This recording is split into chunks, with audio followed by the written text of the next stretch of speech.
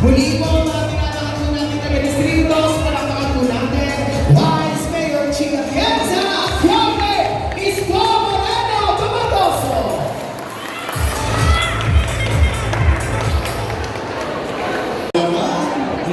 Anyway, magandang umaga po sa inyong lahat. Nandito ang ating Vice Mayor Chia Pienza, ang ating mga konsyal. Ang nangongona. Hindi pwedeng mawala ko sa puso nyo, ating number 1 to. Nangongona. Ang ating mahal at masipag na konsyal Edward Tan. Sino ang dalaga? Parang dalaga na. Dalaga. Andito ang ating poging masipag na konsyal Paul Osi. Dito naman. Ito, kapitbahay nyo. Ang ating masipag, lagi nyo nakikita sa kanto. Araw-araw, gabi-gabi, nag-iikot. Awi siya. Tapos, yung bata ko rin, pinabili na suka ng nanay niya.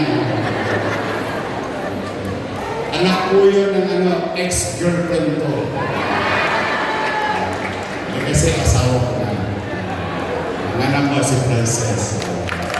Tutulong siya. Andito po kami lahat ngayon. Baka nagtataka kayo, parang may bago ba programa lungsod. Sa totoo, hindi naman siya bago. Kasi kahit naman yung Vice Mayor ko, maaaring ilan sa inyo nakapunta na sa opisina ko. O nung first time ko naman ng mayor, yung iba naman sa inyo, sumulat na rin sa akin. E ngayon, nung salamat sa inyo, itong pag-upo ko,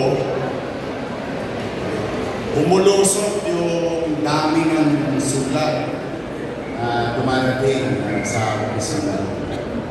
Ang katotohanan, mga nanay ko, mga tatay ko, mga batang Maynila na narinig ko, simula ng July 1 hanggang last week, kulang-kulang 20,000 or 19,000 plus na sulat ang nasagot natin na nangangailangan tulong ng mga kababayan natin. In fact, si Awe, yung iba doon na sila natin nadadala ko kahit gabi, sabi ko, pagka may PC na, ariyak, para hindi na magpapalik-palik.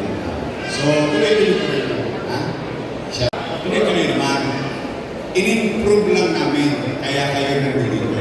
Usually, ang tao, kapag may pangangailangan siya, tumutukod, kinakapos, hahanapin niya ang gobyerno. Siyempre, pupunta mo niya sa pamilya. Baka sakali ba? Sa anak, sa apo, sa tatay, sa nanay. Pero ito, baliktad. Yung gobyerno na ang naghanap sa inyo. Kaya napapasin yung mga kagapay, pinuntahan kayo, informa kayo, yung mga barangay, pinasabihan namin. Hanapin nyo lahat ang may problema. Ihanda nyo ng kagad kung kailangan nila para hindi na magpalik-panao, pabalik-balik, bandang huli, talo pa sa gasto sa pumasali. So that's why, ito ang gobyerno ngayon ng lungsod ng Maynila sa inyo bumaba. Kayo ang hinanap. Kasi alam ko ang pakiramdam na nangangailangan ka, naghahanap ka ng tutulong sa'yo. Alam ngayon. Kaya ang ginagawa namin, pinipilit ko sa malitong paraan pahabain ng kamay ko na mas marami pa tayong mayaga na nangangailangan dito sa lungsod ng Maynila. Yan po ang Kaagapay program.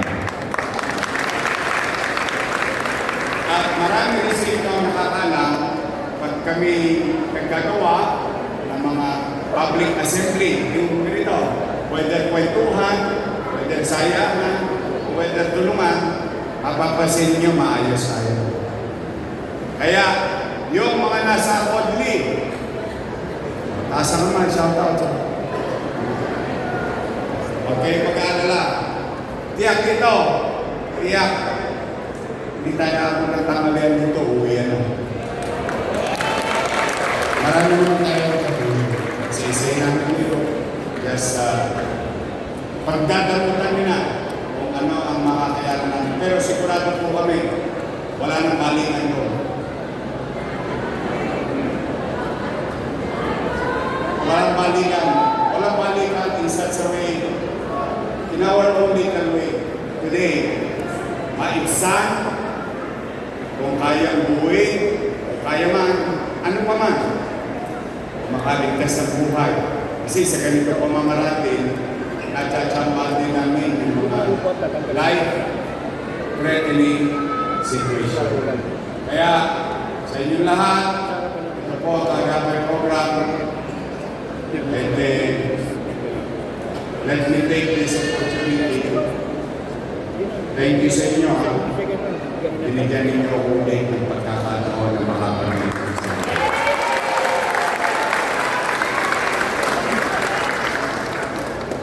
Sa mga kabataan, ang mga nanay, pwede nyo nang kumbinsihin in the future, in the near, not far, but near future.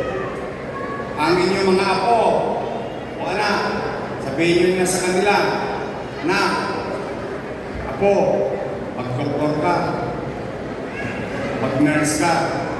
Kasi kahapon, yung pangarap ko para sa inyo, yung sinabi ko sa tablado, itinatag na, magsisimula ng i-construct ang bagong building na kung tawagin ay Pamantasan Luzon ng Maynila College of Medicine.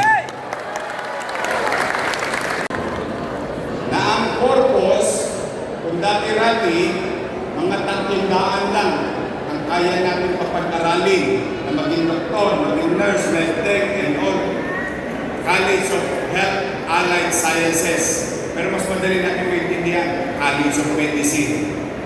Kung dati-rati 300 lang tayo isang taon, now, ang Maynila, ay awa Diyos, in the next 2 years, we can now accommodate and produce 5,000 doctors and nurses. From 300 to 500. Yan ay pera nyo. Sinino ko lang. Episyente kong gagastusin para ang balik, kahit nasa 6 na piya na tayo lahat, ano na kayo, yung pa rito, kundi na lang ang birthday. Talagang ganun, inaam na lang eh. Pero ito, ang bagay na iiwan natin sa susunod na maraming henerasyon, katulad ng ginawa ni Mayor Lacson, ni Mayor Villegas. Na hanggang ngayon, pinakikinabangan natin na kung tawagin ay Pamantasan Luzon ng Maynila.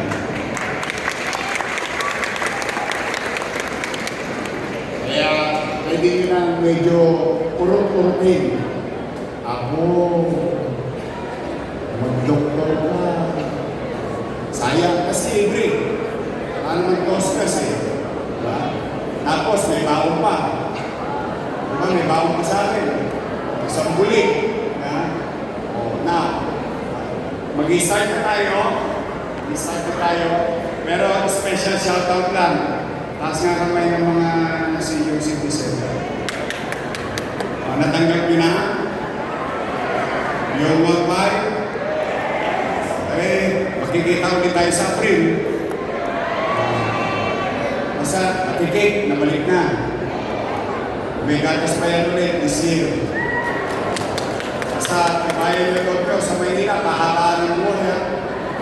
Maramihan ng birthday. Hanggang nandiyan kayo, nandito ako.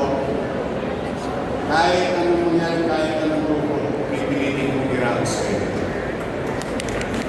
abraos natin. So, sa mga lolo at lola ko, I love you.